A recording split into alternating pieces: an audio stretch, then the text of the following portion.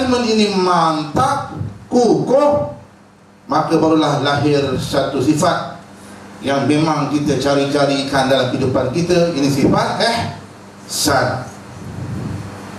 Kalau dua cacat, satu tidak sempurna, jangan mimpi nak sifat ihsan itu. Apa sifat ihsan, tuan-tuan? Bila dia sembahyang Allahu Akbar, seakan dia berdiri depan Allah SWT dan Allah sedang melihatnya.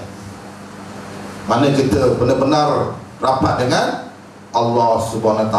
Kita tunduk dan khusyuk, tawaduk kita gitu. Sifat ihsan. Kalau bergaya-gaya tuan-tuan sampai ke Gold Coast, belum lagi. Mari gaya. Dalam solat itu tidak khusyuk dan tawaduk. Mana ada cacat dalam bab akidah, ada cacat dalam bab syariat, dan ada cacat dalam bab akhlak. Kena sempurnakan.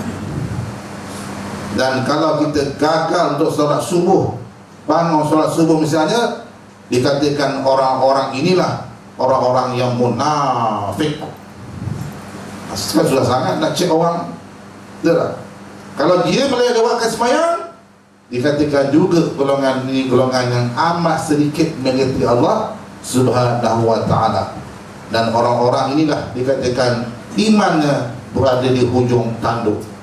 Telur di hujung tanduk.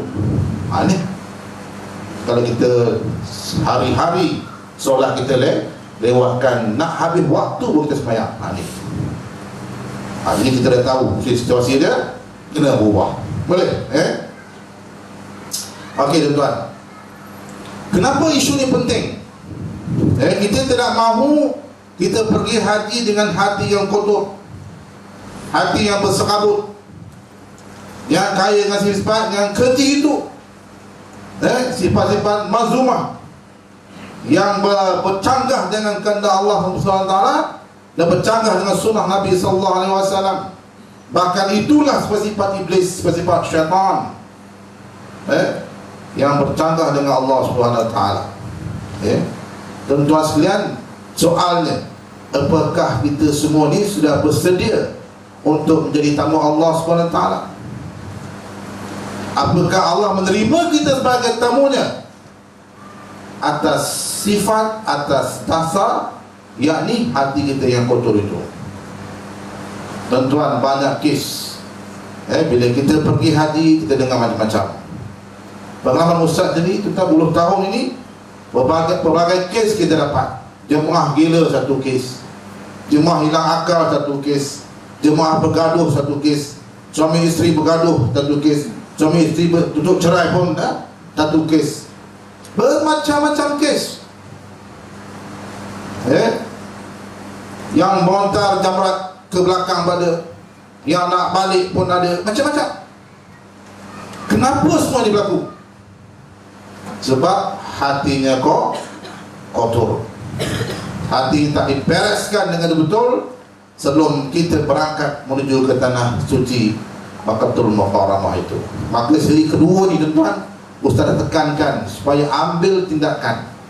Sebab Ustaz sifatkan sidang jemaah adalah bakal haji yang bila-bila masa Allah boleh jemput untuk hadir sebagai tamu menunaikan fardu haji.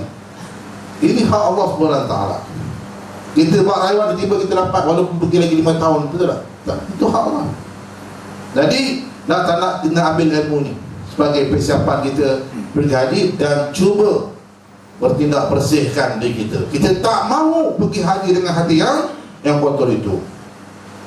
Tuan-tuan, kebiasaannya bila kita pergi haji yang kotor ini bermakna dan banyak perjalanan haji nanti kita buat sambil lewa saja.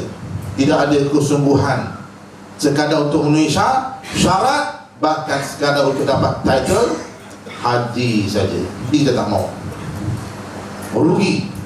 Sedangkan bila kita berangkat ke tanah suci, tuan-tuan, sudah ada satu ungkapan besar, aku datang sebagai tamu Allah, balik aku sebagai mabrur, kemurahan haji. Datang aku sebagai tetamu Allah,